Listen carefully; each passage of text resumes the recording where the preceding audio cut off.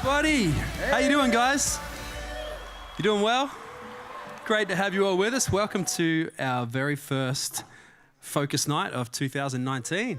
Great to have you all with us. I was trying to be down here on the floor, but we're filming this, and apparently the lights don't work down there, and you wouldn't see anything. It would just be audio if I was down there. So, hence, I'll be up here. But is that all right? Excellent. All right. Who have we got here from North Campus? All right, North Campus, Central Campus, Central Campus. Where's our South Campus musicians? Orale, yeah. What about East Campus? We got some, all right, East Campus musicians. Chris Garcia, our brand new campus worship director for East Campus, is here. His trusty fellow keys player, Jared, in the house. So good to have you all with us. We're going to have a great night tonight. As you are aware, tonight is an MD focus night. Who is currently one of our MDs, rostered MDs for services? Yep, maybe about 20, 30% of us. Fantastic. Who is not an MD, but you have MD'd? Okay, great. Excellent. Who has never MD'd? Brilliant. Who never wants to MD? No, just kidding. There are some people who would prefer to never do it, and I actually understand.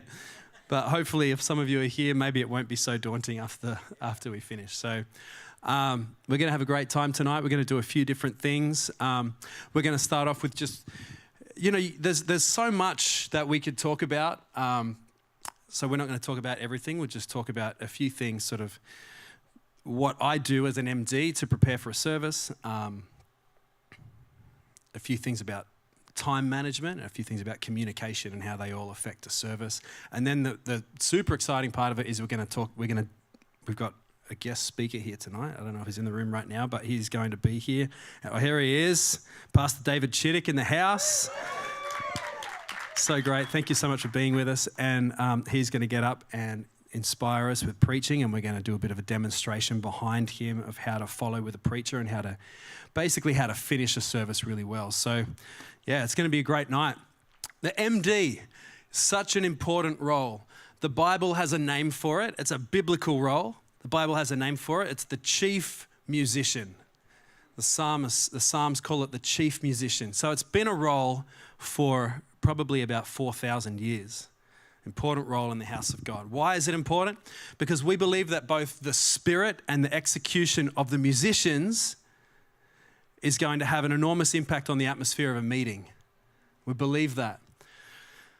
But the pastor or the leader of an event can't add it to their to-do list to also follow up with 20 or 30 musicians and production team members and singers to run around. And they need a point person. They need someone that they can entrust the atmosphere of the worship, the spirit and culture of a meeting. They can entrust that to a person. And so that person has to embody the spirit of the house, understand the heart of the leader, and understand how to rally a team together and create an incredible music experience, an incredible worship experience. Understandable? Yeah, totally. I'm actually just going to invite Ruben up, and he's going to just talk to us about how this whole MD topic affects our production team. Let's give our production team a huge hand up there. Yeah, and Ruben. Hello, welcome everyone. Yeah, so we strategically and deliberately invited all of the production teams here. Raise your hand if you're on production. Yeah, all right. So the reason we invited production is because production, we kind of exist to serve the worship team. We set the platform for you guys to do what you guys do. And it helps us to understand what you guys do so that we can do what we do. So for example, for screens for people so all of our screens people, you have ears, we can hear the MD. And the reason we started doing that is because when the MD makes calls, they're bouncing from song to song. They're the ones who communicate not only to the team on stage, but to the team up there. So when they switch songs, the screens person knows, oh, okay, we've switched a song. Now I know which lyrics to put up, right? So that and other things, I'll give a couple specific things that what Pastor Andy and other people are talking about tonight won't directly apply to production. We just have to kind of think critically and know, okay, well, this is what they're talking about, but this is how it applies to me and what I'm doing. So for lighting, it's knowing, oh, okay, like this is where they're taking, this is where the atmosphere is going, this is where the MD and the worship leader is wanting to take the service. So now I know how to apply lights and change that to it. Or for audio, especially your monitors, to know, oh, okay, let's say then MD is trying to say something, he's not, and no one's hearing him. Oh, okay, maybe I need to turn up the MD in everyone's ears, right? So kind of take what is being said on stage that's applicable directly to the musicians and kind of indirectly apply it to what you're doing as a production member. Make sense? Awesome. Thanks, guys. Thanks, Ruben. You're a legend, man. So good. We call his haircut the Rubicon. Brilliant. All right. I heard a story just a couple of nights ago about that kind of really inspired me. There was a fire chief who, you know, obviously oversaw a whole team of firemen, and they got called into a building, massive fire in this building. They were all in the building. They're putting out a fire, and they got the whole fire in the building put out. But the fire chief felt like something was wrong. He noticed that even though all the flames were gone and the fire was completely extinguished, the building was still way, way, way too hot. The temperature was way too high. And so he knew something had to be wrong. And so he's like, something's not right here. Everybody out. We're going to evacuate the building and get completely off the property and just wait and see what happens. I'm not sure what's happening, but this building is too hot. So they all get out, and within a few minutes, the whole building just absolutely explodes and goes crazy. And what they found out was that the fire was in the basement, and nobody could see it, nobody knew, but the whole building was extremely hot, and that's why the fire was in the basement. And this fire chief, it was his gut feeling, his gut instinct that told him to get out because something's not right. And I thought it was a phenomenal story. And the point of the story is that how did the fire chief know that everybody needed to evacuate the building? How did he know that something was wrong? It's instinct, it's gut feeling. But how do you teach that? How do you train that?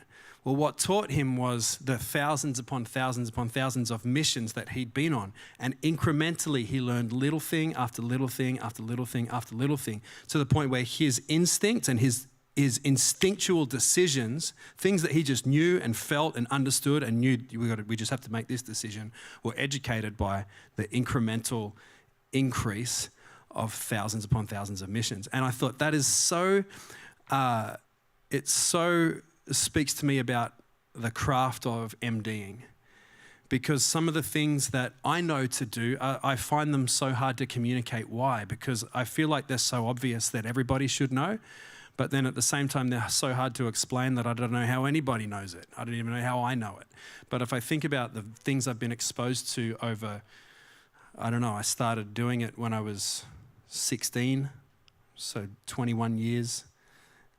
It's just incrementally things that I've learned from being in a punk rock band with my high school, with a bunch of mates in high school, to then getting saved. And the music in the church I got saved at was horrible, and so I thought the best thing I can do is try to help the music be a little bit better. I don't know if I actually helped it at all when I was 16, but I tried. And from then on, you know, for all the places I've been, everything I've done, it's just the little things that we pick up that gradually educate and inform who we are, so that when we're at a Empower conference or a Presence conference and we're on stage, we know what decision to make. We may not even know why, but when we receive some input from the event director, or we read something from the preacher or the pastor, we just know how to make the right decision. Part of that is learning and listening to resources such as this. There's never been more resources available to us. There's never been more information available to us. You can literally type in music directing blogs and you'll see just video after video. So I hope that this is something that helps build and develop you in your craft of MDing, so that or even if you're not an MD, so that you are able to stand in a meeting and know what's happening in a room and be able to be 2 or 3 steps ahead and know what to do with your instrument. We've got people in our team that they've never been part of a team aside from ours. and only maybe in the last 2 years. So they've literally only ever been a part of an ensemble of music, a band that has in-ear monitors, tracks, talkback microphones, so we're all talking to each other in our ears, a world-class AVL production booth up there who's giving you the information that you need, a stage manager who's going to bring you a cup of tea, for goodness sake. If this is the only environment that you've been in, there's some things that we have to kind of teach that because you haven't had the opportunity to learn them in, like when we were at our very first rehearsal, which was in the detailing shed of a car garage, Prestige Motors down on India Street here in downtown San Diego. We literally had our first rehearsal. We had a drum kit, amplifier, bass amp. We didn't even have a keyboard, a couple of microphones. We somehow set up some PA. We just met John Day at Guitar Center buying our very first church PA. We had a Mackie soundboard, I think. And we just did our first rehearsal in that car detailing shed. Now we're standing in the thing that we dreamed about, the thing that we preached about, the thing that we believed for, the thing that we sowed into, and we're standing here on this platform now, which is an absolute miracle. But we've got to make sure that we still build the same musical foundation so that we don't have snowflake worship team members, amen? People that can actually know the guts of what it is that we do and can get up and bring the presence of God, whether they just have an acoustic guitar in their hand, whether they have no instrument at all. If they only have themselves, their heart, and the Spirit of God inside them, they still know how to bring God into a meeting. So here we go. So when I prep for a service as an MD, things to look at in your preparation in the weeks leading up to a service or event. So the first thing is your team. First thing is team. Number one, team. Who's your worship leader? This is a key relationship. The worship leader needs to come with the vision, the passion, the word. The MD is the first servant of the worship leader. We kind of have this thing where it's in Genesis chapter 22, Abraham is heading up the mountain to worship. It's actually where the word worship first appears in the Bible. The first mention of worship is Abraham going to sacrifice Isaac on the mountain. Isn't that incredible? The principle of first mention, I mean, that's actually a very important thing about worship. Abraham is kind of like the worship leader. He can see the place afar off. So as a worship leader approaches a meeting, they need to be able to see the place of worship, the place of encounter. I think it's song 3. There's something on the bridge that I have a feeling is just going to explode. It's just going to go up. If a worship leader brings that kind of vision and they know they're structuring their set list, how to get to that point, and it's only ever a gut feeling, and God's allowed to do whatever he wants. It might happen in song 1. It might happen anywhere, right, in the set. But if they can come with that, then the MD is able to be the servant to that. So Abraham carried the fire and the knife. He carried the passion and the word of God. What did he put on Isaac? What did he put on his son? He put the wood on Isaac. Isaac had to carry the logistics of the sacrifice. So the MD has to carry the logistics of worship, the logistics of a meeting. If we can spare the worship leader from having to also think about the million little things, then they can actually think about making sure that they're hearing from God. They're able to focus on the connection that they have with the congregation. They're the ones that have to interface with the congregation. If something goes wrong with the logistics, it's the worship leader who pays the price up front. It's really tough. A great MD can see things coming and is able to make sure that we avoid the train wreck and save the worship leader. So the MD is the first servant of the worship leader. The MD carries the wood, the musical logistics. So one thing as an MD we can continue to do is to build trust with our worship leader. Probably the worship leader that there's some worship leaders that I find are extremely easy to work with because, and most of it is because we've got years and years and years in the bank. And there's an understanding and a trust. Like we've got John Day sitting here. John Day was part of our team within a couple of months of us starting the church. I have a really great sense of where John's going to go, as much as you can with Johnny Day. He's completely unpredictable sometimes, which is what makes him so great. But he's confident enough to where if he doesn't give me a call, I know we're still going to be good because his leadership is clear enough to still get us to the place. Yvette, I'm extremely comfortable working with because there's such a trust where if she hasn't made a call as an MD, I'm able to, I can fill in a blank for her. But the way the relationship works primarily is that the worship leader is driving the bus. And music director is the one that makes sure that the logistics stay connected, that we don't lose the cargo and now it's not a bus anymore. Do you know what I'm saying? I say that because in some environments it's the music director that's running the show from back there, but then you've got a worship leader that struggles to really carry any authority because they're kind of just a figurehead. And that's not what we do. Sometimes you'll have a worship leader who's maybe not as confident, they don't lead as strong. So as an MD, what do you do when you have that? If you've got a more passive worship leader, I will ask them questions to get the vision out of them. And I'll have a specific conversation. I'll actually address the very thing so that it's not awkward and it's not unspoken. It's like, okay, cool. Like I want to make sure, I'll say this to them. I want to make sure that I empower you to lead from the front. And just because I've been here since we started, and sometimes it's like a worship leader can almost just sort of want to wait and see what I'll say to do. But I won't let that be the case. I'll make sure that no. Just because I'm have been the worship pastor or whatever since we started, I don't want you to lean on that. I'm slotting into MD role here, and I just want to make sure that the worship leader themselves are able to lead with authority. And I'll purposely take a more passive situation in the sense that I'll ask them for the guidance and leadership that maybe they won't give by themselves. So you just like a normal relationship, right? If there's an awkward silence, you do something to sort of help it along. If the working with the worship leader, maybe it's your first time or something like that, you just help say some things that will help them feel confident. It's like, yeah, anything in particular you wanted to chat through about the set list? All right, what about transition between when we go from praise, song 2, into song 3? Anything you think in there? How do you want to finish the last song? Like finishing the last song is an important thing. And just make them feel comfortable and say, yep, we've got you. It's going to be really good. Does that make sense? So building trust. Trust is a dynamic thing, and we've got to, if it feels like it's like a bit awkward, then we do things that can buttress the relationship and help build confidence in the worship leader so that they're going to win. And the more we can take care of everything back here and make things flow smoothly, the more they're going to actually be able to bring confidence and authority to the meeting, which helps everybody. That unlocks heaven, and that's what we want to happen. So who's your worship leader? Musicians and singers. So as a music director, you want to know your team's skill levels, their capabilities, and their limitations. You just want to know if there's any weak, who's the weakest link, so to speak. There's always somebody, and that's fine.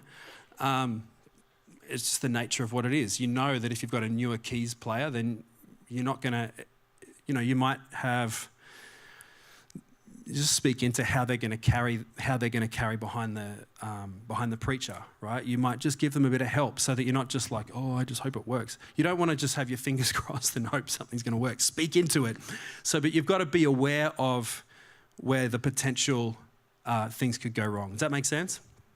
And the last thing on this is, and this statement came out of a core meeting we had, manage your variables going into a service. Manage your variables. What's a variable? A variable, if you've got a new song, that's one variable. If you've got a new musician, that's that's a second variable. And if you've got, it's a guest preacher, then that's 3 variables, 3 sort of things that kind of raise the stakes. That's enough. 3 variables, that's our max. If there's 3 variables, then we don't, or maybe there's a new song, there's another variable, and we cap it out at that. So if I've got a new drummer and a new bass player and a new song, then all the other songs need to be things that people know really, really well. Does that make sense? There can't be also a new singer. We can't have, because 3 strikes and you're out when it comes to variables, okay? We can't have new bass player, new drummer, new song, new worship leader. Like, you're going to have to find a new church after that, It's just not going to work. So manage your variables. 3 variables, that's enough. Like, you don't want to be absolutely emotionally exhausted and having to put the whole team back together at the end of the service. The stakes are high enough being out here. 3 variables is enough. Does that make sense? Manage your variables.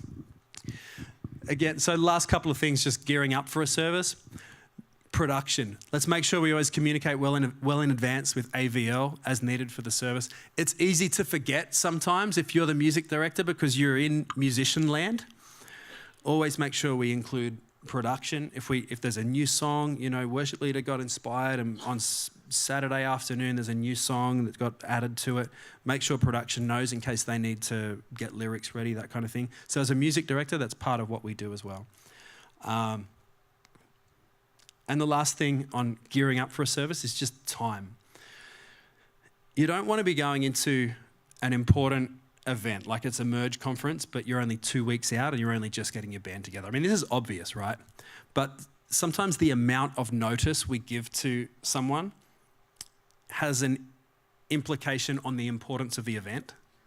Does that make sense? Like if you don't invite someone to your wedding a week ahead, right? You invite them 3 months ahead because it's important. You want them to be able to clear their schedule and be able to be there and before they've got anything else planned.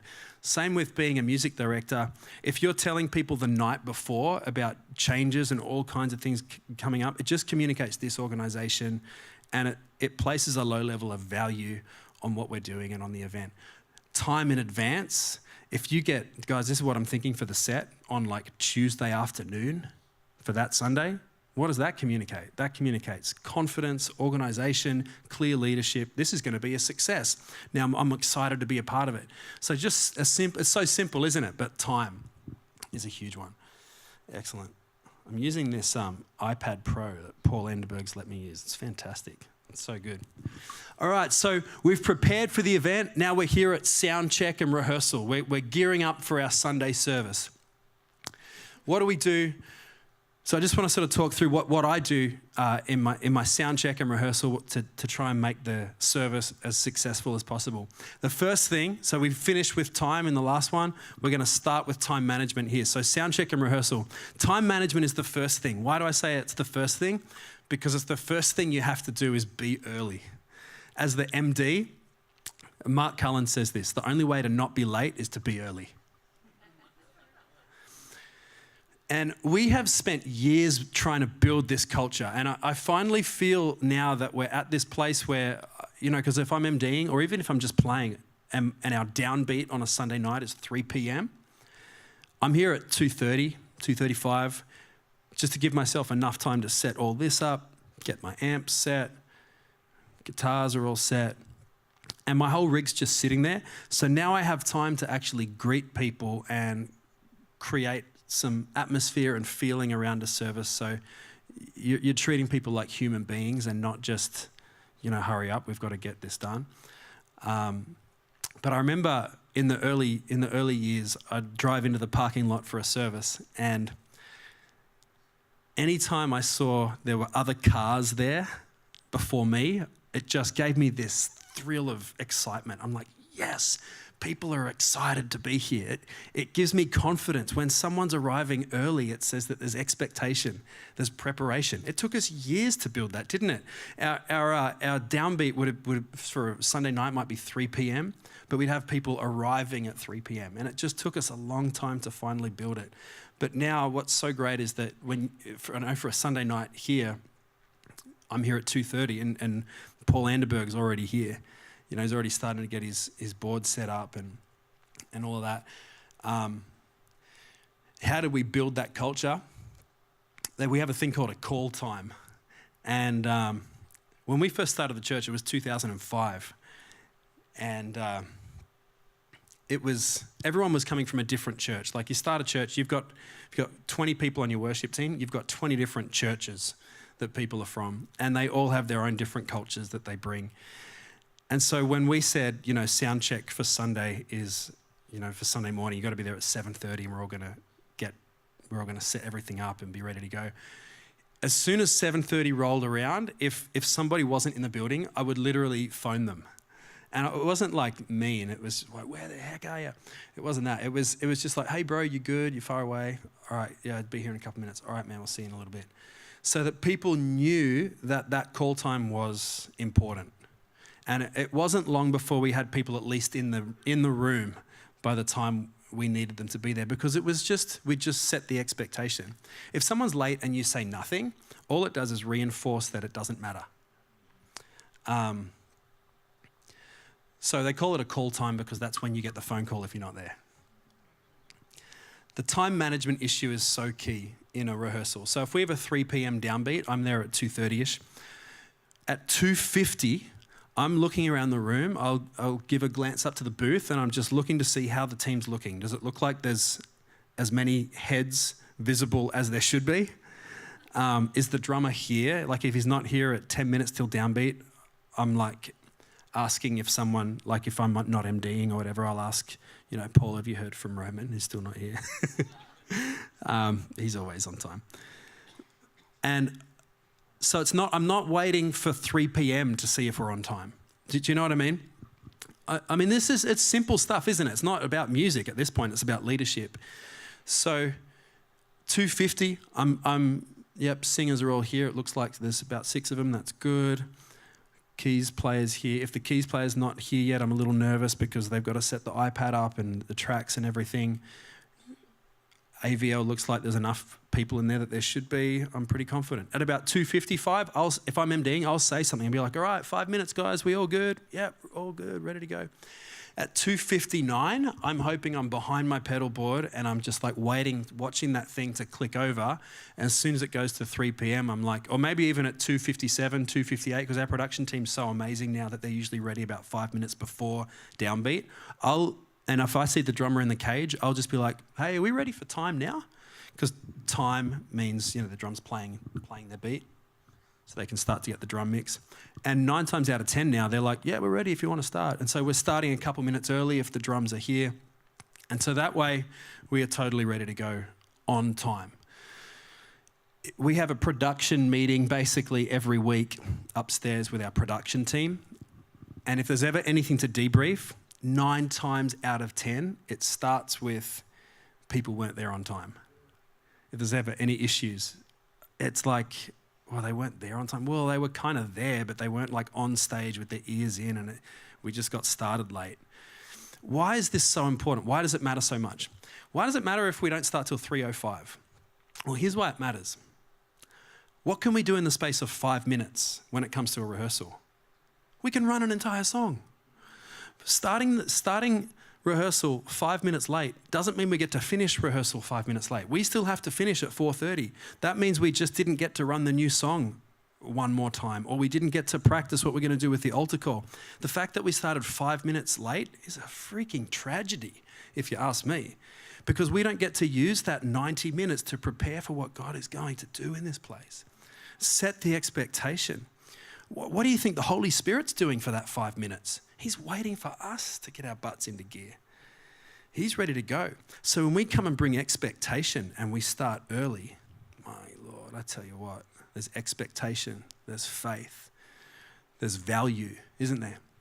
And it inspires other people. When Isaac was here at like lunchtime today, and he had some work to do. He was joking. He's just like, I just couldn't wait, man. I had to get here early. I don't know if it's just because working together for so long, he knows that just turns me on so much, but it's just like, man, I love you.